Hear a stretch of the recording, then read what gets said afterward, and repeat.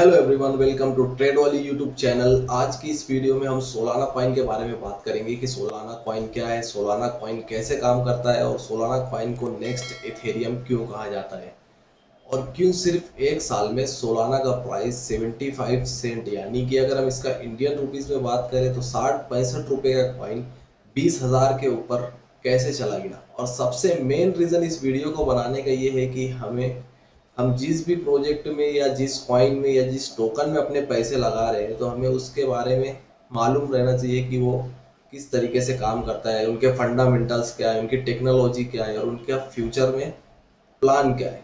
बिना अगर जाने आप अपने पैसे कहीं भी बस चार्ट देख के या किसी की वीडियो देख के आप लगाएंगे तो आपका हाल भी वैसे ही हो सकता है जैसा last year squid game token के बायर्स का हुआ था, जो कि $3.38 मिलियन का स्कैम था। और इस वीडियो में हम ये भी जानेंगे कि एक साल में सोलाना का प्राइस कहाँ तक जा सकता है, उसका इस साल एंड होने तक के प्राइस कहाँ तक के जा सकता है।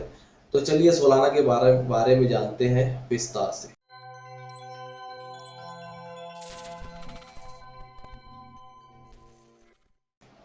सबसे पहले आते हैं कि सोलाना क्या है। सोलाना एक ओपन सोर्स क्रिप्टो प्लेटफॉर्म है और सोलाना का एम है कि एक ऐसा प्लेटफॉर्म बनाए जिस पे डिसेंट्रलाइज ऐप, एनएफटी, जिसे हम नॉन फंगेबल टोकन भी कहते हैं, ये सब आसानी से डेवलप किए जा सके। और एक हाई स्पीड ट्रांजैक्शन सिस्टम जिससे ट्रांजैक्शन ऑटोमेटिकली हो, प्रूफ ऑफ हिस्ट्री के द्वारा। सोलाना अब तक का सबसे फास्टेस्ट ब्लॉकचेन है। इस पे 50,000 से भी ज़्यादा ट्रांजैक्शन पर सेकंड हो सकते हैं। और सोलाना का नेटिव टोकन है जिसे हम सोल कहते हैं। इसकी ट्रेडिंग हम बाइनेंस पे, वजीर एक्स पे और अदर क्रिप्टो एक्सचेंज पे करते हैं। बहुत से लोग कॉइन और टोकन दोनों को एक ही समझते हैं, पर दोनों अलग अलग चीज होती है। कॉइन हम उसे कहते हैं जिनका अपना खुद का एक ब्लॉकचेन हो, और टोकन उसे कहते हैं जिनका खुद का ब्लॉकचेन नहीं होता, वो दूसरे किसी के ब्लॉकचेन के ऊपर काम करते हैं। इसका एक बहुत ही अच्छा उदाहरण डॉज कॉइन और शिबा इनू है। डॉज कॉइन का अपना खुद का एक ब्लॉकचेन सिस्टम है, जबकि शिबा इनू इथेरियम के ब्लॉकचेन पे काम करता है।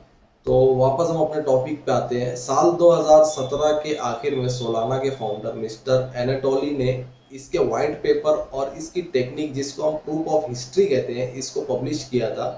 बाद में साल 2018 में इनके साथ 3 और को फाउंडर जुड़े थे, जिनका नाम है मिस्टर जॉर्ज, मिस्टर स्टेफन और राज गोकुल है, जो कि फॉर्मर इंजीनियर थे एप्पल कॉलकॉम के। उस वक्त सोलाना का नाम लूम रखा गया था, पर इथेरियम लेयर के सेम नाम होने की वजह से काफी कंफ्यूजन हो रहा था। तब उन लोगों ने इसका नाम चेंज करके लूम से सोलाना रखा था। इस तरह से सोलाना लैब की शुरुआत हुई थी। फर्स्ट टाइम पब्लिक के लिए सोलाना के टोकन कॉइन लिस्ट पे लिस्ट किए गए थे, जिस जिससे जिसे हम बीटा वर्जन कहते हैं। कॉइन लिस्ट एक ऐसा प्लेटफॉर्म है जहाँ पे बहुत से टोकन अदर एक्सचेंज पे लिस्ट होने से बहुत पहले ही लिस्ट हो जाते हैं। और सोलाना अभी भी अपने बीटा वर्जन में यह हो सकता है आने वाले 1-2 सालों में सोलाना का हमें अपग्रेड वर्जन देखने को मिल सकता है। और दूसरी बात ये कि सोलाना को इथेरियम का सबसे बड़ा कंपटीशन भी बताया जाता है। उसके कई सारे रीजन है। सोलाना और इथेरियम दोनों में स्मार्ट कॉन्ट्रैक्ट की कैपेबिलिटी होती है। आप इथेरियम या सोलाना दोनों ब्लॉकचेन पे एनएफटी या डिसेंट्रलाइज ऐप बना सकते हैं। सोलाना पे अब तक 350 से भी ज़्यादा प्रोजेक्ट सक्सेसफुली रन हो रहे हैं। पर कुछ फंडामेंटल्स डिफरेंस है जिनका हमें जानना बहुत ज़्यादा ज़रूरी है। इथेरियम जो है वो proof of work blockchain technology पे काम करता है, जबकि सोलाना है ये प्रूफ ऑफ हिस्ट्री टेक्नोलॉजी से काम करता है। इथेरियम के माइनर्स जो है उन्हें एक कॉम्प्लिकेटेड पजल सॉल्व करना पड़ता है ट्रांजैक्शन ऑर्डर को वैलिड करने के लिए। और इस टेक्नोलॉजी में एनर्जी, टाइम दोनों काफ़ी ज़्यादा लगता है। इस चीज़ का सबसे बड़ा एडवांटेज सोलाना को मिला है। सोलाना 50,000 ट्रांजैक्शन से भी ज़्यादा पर सेकंड में ट्रांजैक्शन कर सकता है, जबकि इथेरियम सिर्फ 15 ट्रांजैक्शन पर सेकंड कर सकता है। सोलाना की ट्रांजैक्शन फीस के बारे में जानते हैं। सोलाना की ट्रांजैक्शन फीस जो है वो 0.0025 सेंट पर ट्रांजैक्शन लगती है, जबकि इथेरियम की ट्रांजैक्शन फीस इससे कहीं ज़्यादा है, वो अराउंड $70 पर ट्रांजैक्शन है, जो कि सोलाना कंपैरिजन में काफ़ी ज़्यादा है। लास्ट ईयर सितंबर के महीने में सोलाना का नेटवर्क 17 घंटे के लिए बंद हो गया था, और तब से लेके अब तक सोलाना 8 बार बंद हो चुका है। और लास्ट 2 आउटेज तो बहुत जल्द जल्द हुए थे। एक हुआ था जो 1 मई को हुआ था, वो 7 घंटों के लिए बंद हुआ था। बाद में एक 2 जून के आसपास में हुआ था, जो कि 5 घंटों के लिए था। इसका रीज़न सोलाना के नेटवर्क में सोलाना नेटवर्क ने बताया कि अलग अलग 2 कंप्यूटर में सेम ट्रांजेक्शन एरर आने की वजह से ये बग आया था, पर उन्होंने इस बग को क्लियर कर दिया बहुत जल्दी। और जो लास्ट सितंबर में हुआ था, वो बहुत ज़्यादा ट्रैफिक और कंजेक्शन की वजह से हुआ था। उस वक्त सोलाना के ब्लॉक चेन पे 4 लाख से भी ज़्यादा ट्रांजैक्शन पर सेकंड पे पहुंच गए थे, और कुछ बॉट एक्टिविटी की वजह से उनका सिस्टम पूरा क्रैश हो चुका था।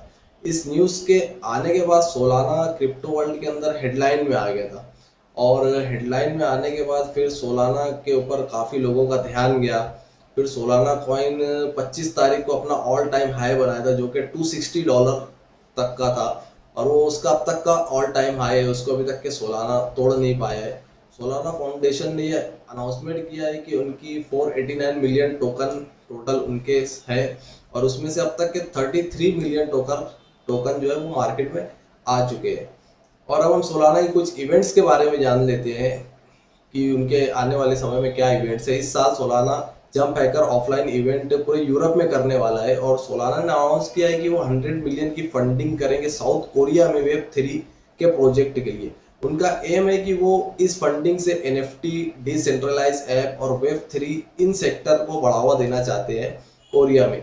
एक्सपर्ट का प्रेडिक्शन है कि सोलाना इस साल यानी कि 2022 के एंड तक के $300 को क्रॉस कर सकता है। इस बारे में आपकी क्या राय है, कमेंट बॉक्स में हमें ज़रूर बताएं। और हमारा टेलीग्राम चैनल भी है, आप उसमें भी ज्वाइन हो सकते हैं। उसके अंदर आपको सिग्नल्स मिलेंगे क्रिप्टो से रिलेटेड, मैं उसकी लिंक डिस्क्रिप्शन में दे दूंगा। और अगर आपको वीडियो अच्छी लगी हो तो हमारे चैनल को सब्सक्राइब करें, वीडियो को लाइक करें। थैंक्स।